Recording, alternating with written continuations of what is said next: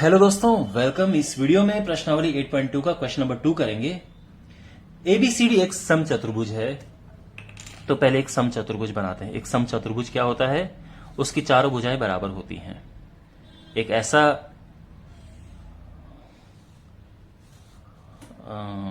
ऐसा क्वाड्रिलेटरल जिसकी चारों भुजाएं बराबर हों। ठीक है,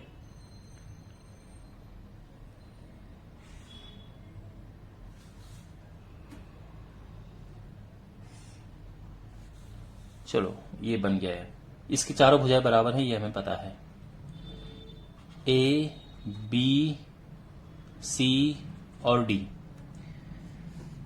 अब देखो, क्वेश्चन में फिगर नहीं है, इसलिए मैं आपके सामने ही इसे बना रहा हूं। ठीक है, क्वेश्चन में गिवन नहीं है। पी क्यू आर एस इनके मध्य बिंदु है। ये पी है, ये क्यू, आर, एस इनके मिड पॉइंट है। तो हमें ये शो करना है कि पी क्यू आर एस एक रेक्टेंगल है। तो इसको ज्वाइन करते हैं। एक आयत है, हमें ये प्रूव करना है पी क्यू आर एस।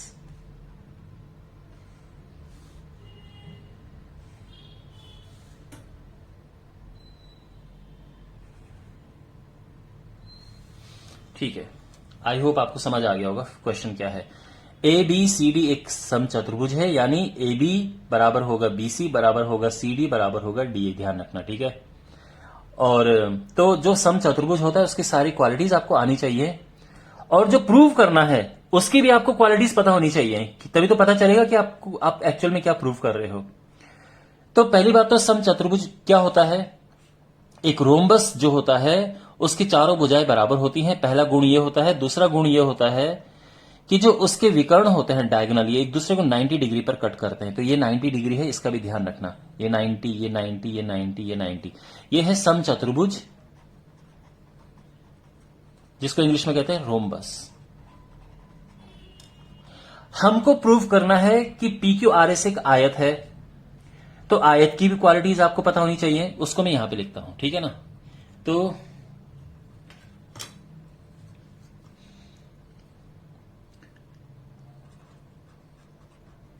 आयत एक ऐसा समांतर चतुर्भुज होता है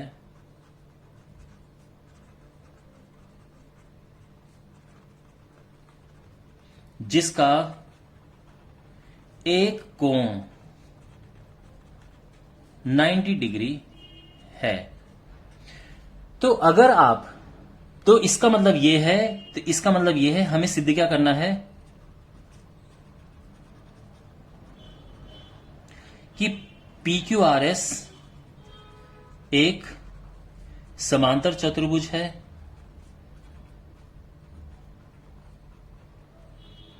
और जो एंगल P है वो 90 डिग्री है। तो अगर आप इसको समांतर चतुर्भुज प्रूव कर पाओ और ये 90 डिग्री प्रूव कर पाओ तो हमारा आंसर आ जाएगा। आई होप आपको आइडिया लग गया होगा कि कैसे हम इस क्वेश्चन की तरफ जाएंगे, कैसे इसको प्रोसीड करेंगे। ठीक है ना? तो इसको करना शुरू करते हैं। तो सबसे पहले देखो, क्वेश्चन नंबर 1 अगर आपको ध्यान हो, उसमें लगभग सेम सा था, और याद है हमने उसमें पी क्यू आर एस भी उसमें था और हमने इसे एक समांतर चतुर्भुज प्रूव किया था। उसी के एक कदम हम आगे बढ़ेंगे इसमें। लेकिन एनीवे हम तो खैर ये नया क्वेश्चन करें तो हम शुरू से ही करेंगे। बट जहां तक मैं ये कह रहा हूं कि आपकी सीखने की जहां तक बात है, तो आई थिंक समांतर चतुर्भुज प्रूव कैसे करते हैं वो आप क्वेश्चन नंबर 1 में ही सीख गए होंगे। बट एनीवे यहां पे हम पूरा दोबारा से करेंगे इसको। देखो, त्रिभुज ए डी सी में एस और आर जो हैं, एस और आर ए डी और डीसी के मध्य बिंदु हैं।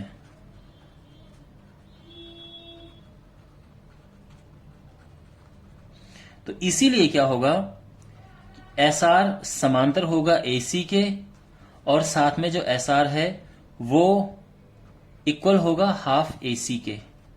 और ये क्यों होगा? मध्य बिंदु प्रमेय से।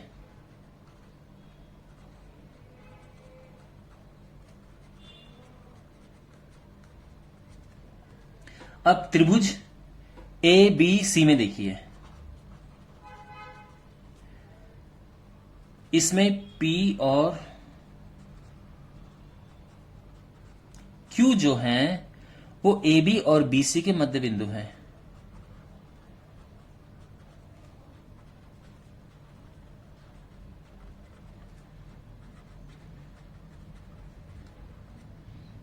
तो इसीलिए क्या होगा कि PQ इसका हाफ होगा और समांतर होगा।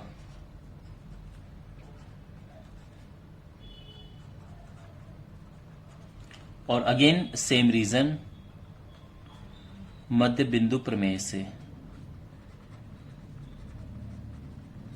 इतना समझ आ गया? इसको समीकरण नंबर 1 नाम दे दो, इसको समीकरण नंबर 2 नाम दे दो। तो समीकरण 1 और 2 से क्या पता चला कि जो SR है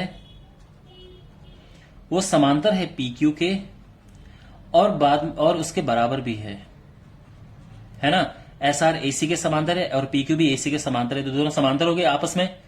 और ये AC के हाफ के बराबर है और ये भी AC के हाफ के बराबर है, तो दोनों इक्वल हो गए आपस में।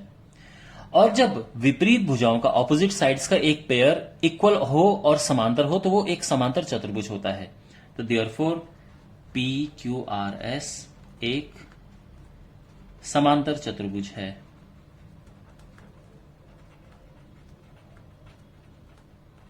और हम रीजन लिखेंगे क्यों? क्योंकि विपरीत भुजाओं का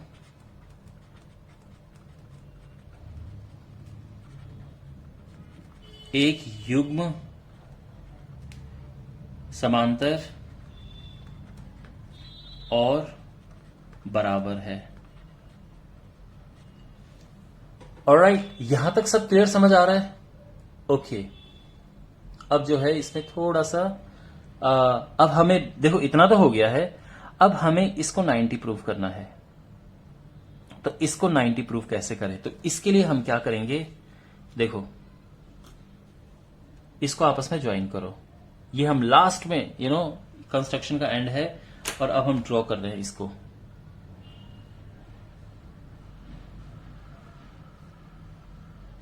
ये और हम ये जानते हैं कि ये जो है 90 डिग्री है। क्यों? क्योंकि किसी सम चतुर्भुज के रोम्बस के जो डायगोनल्स होते हैं, विकर्ण आपस में एक दूसरे को 90 डिग्री पर कट करते हैं, बाइसेक्ट करते हैं।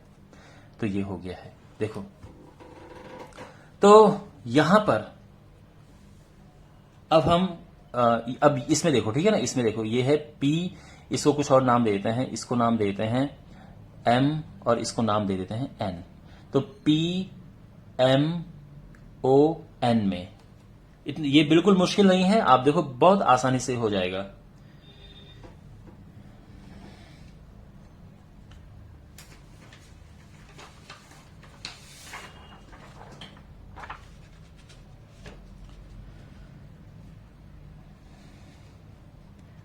तो PMON में तो यहां पे क्या है कि जो PM है, देखो चूंकि PQ समांतर है AC के, तो इसलिए क्या होगा, PM NO के समांतर होगा। ठीक है ना, क्योंकि ये पूरा आपस में पैरेलल है, तो इतना और इतना भी आपस में पैरेलल होगा। अच्छा, इसी प्रकार से जो PS है ये भी समांतर होगा BD के। ठीक है ना। अब ये अलग बात है कि हम पूरा लंबा प्रोसेस नहीं करेंगे, क्योंकि जैसा हमने इसके साथ किया था, इसको और इसको समांतर लाने के लिए, वही हम इसमें भी कर सकते हैं कि ये मध्य बिंदु है, तो इसीलिए ये समांतर आप चाहे तो लिख सकते हो मध्य बिंदु प्रमेय से यहां पे। ठीक है, तो जैसे ये और ये समांतर हुए, वैसे ये और ये भी समांतर हो जाएंगे। तो अगर ये और ये आपस में समांतर हैं, तो PN और MO भी समांतर होंगे।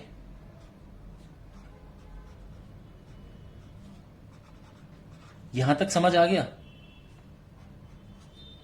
ठीक है। अब देखो ये और ये आपस में समांतर हैं और ये आपस में समांतर हैं, तो क्या होगा, इसीलिए पी एम ओ एन एक समांतर चतुर्भुज है। क्यों? क्योंकि विपरीत भुजाएं समांतर हैं। विपरीत भुजाओं के युग्म समांतर हैं। ये तो पूरी बेसिक डेफिनेशन है समांतर चतुर्भुज की, कि अगर ये और ये समांतर हैं, ये और ये समांतर है, तो समांतर चतुर्भुज होगा।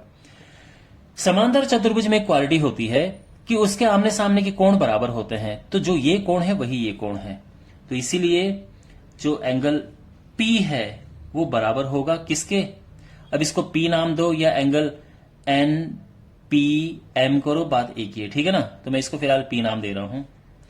तो ये बराबर है एंगल MON के, और जो कि 90 डिग्री है, ठीक है। तो चूंकि PQRS एक समांतर चतुर्भुज है,